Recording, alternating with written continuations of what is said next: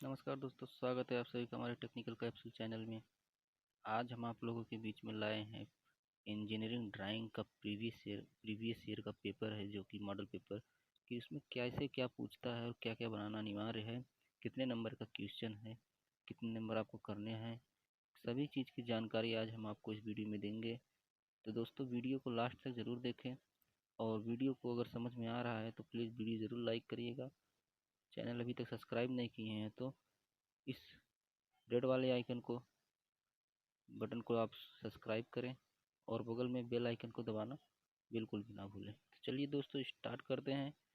आज का वीडियो बहुत ही मज़ेदार वीडियो होने वाला है, तो ध्यान लगा के देखिए। Let's go. मतलब इसमें कहा गया है कि फ्री हैंड ड्राइंग बनाना है, मतलब फ्री हैंड स्केच आपको बनाना है। किसका बनाना है? स्क्राइबर और सेंटर पंच, इन दोनों का आपको बनाना है। स्क्राइबर और सेंटर पंच कितने मार्क का है? 10 मार्क का है। तो draw free hand drawing of scriber centre punch, ये बनाना है।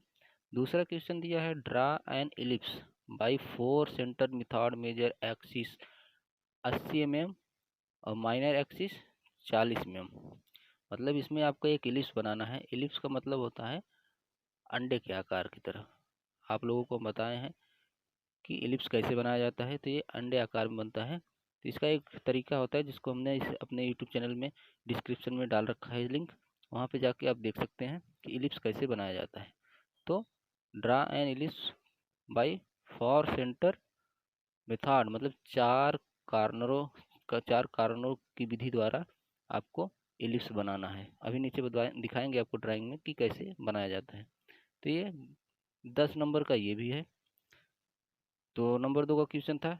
चलते हैं आगे। नंबर 3 क्वेश्चन है, draw the given cover plate and place the dimension in the aligned system. मतलब इसमें कह रहा है कि नीचे जो कवर प्लेट दिया है नंबर 3 क्वेश्चन में, नीचे जो कवर प्लेट दिया है उसमें जो डायमेंशन दी गई उसे अलाइंड सिस्टम, मतलब जिस तरीके से विधि मतलब बुक में बताई गई है उस विधि से इसको अलाइन करिए। मतलब एरो के द्वारा दर्शा के सभी दूरियों को एरो एरो और डायमेंशन के द्वारा, डायमेंशन लाइन के द्वारा दर्शा के, तब जो ये इस पे डायमेंशन की दूरी लिखी गई है 20 mm 25 mm, वो उस एरो के द्वारा दर्शाए जाने के बाद उसके ऊपर जहाँ लिखना चाहिए वहाँ पे इसे लिखिए। तो ये हो गया आपका तीसरा। चौथा क्वेश्चन है दोस्तों, ड्रा फ्रंट।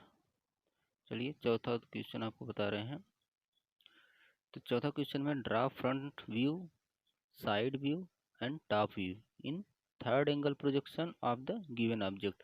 जी हाँ दोस्तों, ये जो फिगर इसमें बना है, ये फिगर बना है आइसोमेट्रिक व्यू इसे कहते हैं, आइसोमेट्रिक व्यू। तो इसके 3 पार्ट्स होते हैं। एक होता है फ्रंट, इस साइड जो लिखा है। एक होता है साइड, यहाँ पे जो लिखा है ऊपर से, ये होता है top. Front view, side view और टॉप व्यू। तो इसमें कह रहा है कि तीनों व्यू को अलग अलग करके थर्ड एंगल प्रोजेक्शन में हमको दिखाना है। तो ये काफ़ी टफ क्वेश्चन होता है जो कि 20 नंबर का है। ये 20 नंबर का है। तो इसको बनाने के लिए आपको नीचे बताएंगे कैसे बनाना है। तो इसका जो माप दिया है, इन माप के आधार पे आपको इन तीनों साइड को आपको निकालना है। टॉप व्यू को निकालना है, साइड व्यू को निकालना है और फ्रंट व्यू को इन्हीं माप के अनुसार आपको निकालना है। तो ये 20 नंबर का क्वेश्चन है, काफ़ी टफ, सबसे ज़्यादा टाइम इसी में लगता है। तो दोस्तों, मेरी यही सलाह है कि सबसे पहले आप जब भी क्वेश्चन पेपर आप पाएंगे और क्वेश्चन करना शुरू करें, तो सर्वप्रथम आपको क्या करना है कि सबसे पहले आपको ये क्वेश्चन बनाना है। इसको अच्छे तरीके से बनाइए। डायमेंशन की जो ये डायमेंशन लाइन बन रही है, इसको जैसे जैसे बनाना है उस तरीके से बनाइए। तो चलिए दोस्तों, आपको हम इसका आंसर दिखाते हैं कि इसको किस तरीके से बनाया गया है और कैसे आपको बनाना है। तो सर्वप्रथम आपको सबसे पहले हम दिखाएंगे ड्रा फ्री हैंड ड्राइंग, मतलब जो फ्री हैंड स्केच आपको बनाना है। तो उसमें आपको कहा गया था स्क्राइबर, ए जो ऑप्शन है वो स्क्राइबर है और बी वाला ऑप्शन सेंटर पंच। तो ये स्क्राइबर है, ये स्क्राइबर है। स्क्राइबर को इस तरीके से बनाना है आपको। फिगर याद होना चाहिए कि कौन सा जो फिगर पूछा है, हमारे दिमाग में वो फिगर है कि नहीं, हम उसको कैसे बनाना है, किस तरीके से वो बना है। बुक में उसी अनुसार आपको बनाना है। तो ये स्क्राइबर हो गया। नेक्स्ट है, दूसरा है सेंटर पंच। तो ये बी है, दिख रहा है यहाँ पे आपको। तो ये हो गया सेंटर पंच। तो ये आपका पहला क्वेश्चन सॉल्व हुआ। एक हो गया आपका स्क्राइबर, दूसरा हो गया सेंटर पंच। नेक्स्ट चलते हैं। क्वेश्चन नंबर 2 है, draw an ellipse by 4 centre method, major axis 80 mm, minor axis 40 mm। तो 4 सेंटर मेथड मतलब 4 सेंटर मेथड का मतलब इसमें क्या है कि जो सेंटर बनेगा वो 4 जगह बनेगा। एक ये बन रहा है, 2, 3, 4। चारों सेंटरों के मतलब विधि से ये इलिप्स, इलिप्स मतलब अंडाकार, जो आकार बन रहा है अंडाकार होता है, इसलिए इसको इलिप्स कहते हैं। तो 80 mm एक्सिस और माइनर जो है एक्सिस 40 mm, मतलब इसकी जो इधर से इधर चौड़ाई 40 होनी चाहिए। आपको बता दे रहे हैं कहाँ से कहाँ तक। ये आपका 40 होना चाहिए यहाँ से यहाँ तक। और ये जो मेजर है ये वाला, इसकी चौड़ाई आपकी 80 होनी चाहिए। तो यही है draw an ellipse by 4 centre method, major axis 80 mm, minor axis 40 mm। समझ में आया? इसको किस तरीके से बनाना है, हमने इसका जो है वीडियो अपने डिस्क्रिप्शन में डाल रखा है, वहाँ से आप जाके चेक कर सकते हैं इसको कैसे बनाया जाता है। फिर आगे चलते हैं। Number 3 question, draw the given cover plate and place the dimension in the align system. अभी हमने आपको बताया था जो माप वहाँ ऊपर लिखा था उसमें ये डायमेंशन लाइन नहीं बनी थी, ये एरो वाली डायमेंशन लाइन नहीं बनी थी, वैसे ही लिखा गया था। जो ये 20 लिखा है उसको डायरेक्ट लिख दिया था।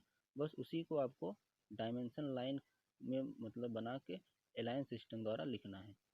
तो सर्वप्रथम देखो इसमें क्या है, ये जो गैप दिख रहा है यहाँ पे, ये जो गैप दिख रहा है ये गैप आपका 1 मिलीमीटर का होना चाहिए आउटलाइन से।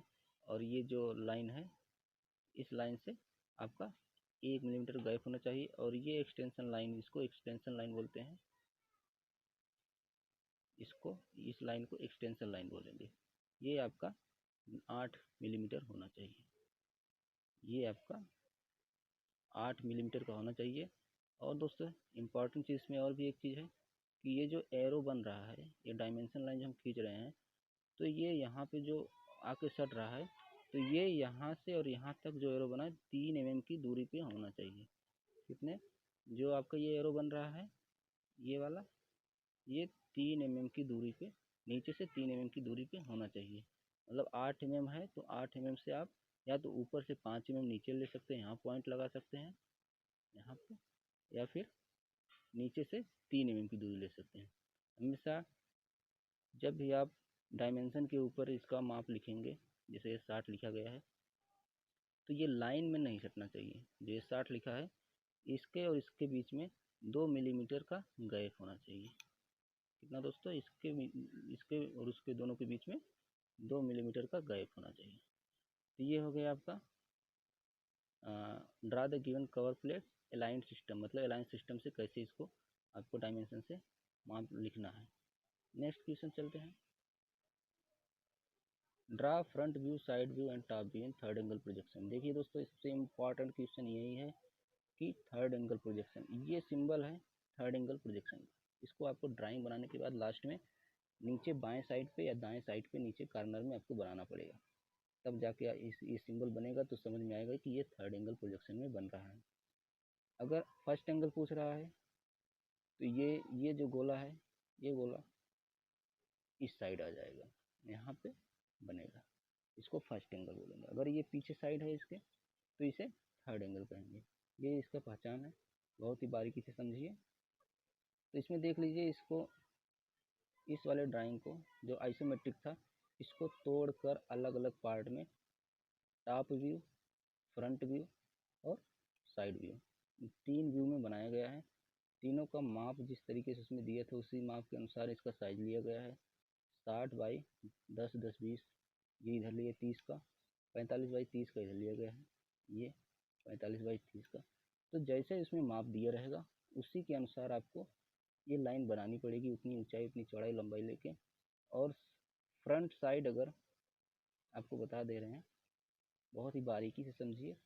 फ्रंट साइड हमारा दाहिने साइड था, यहाँ पे फ्रंट था, तो ये जब इसको आप ड्राइंग को देख रहे हैं तो ये देखिए कि आपका दाहिने साइड कौन सा आ रहा है।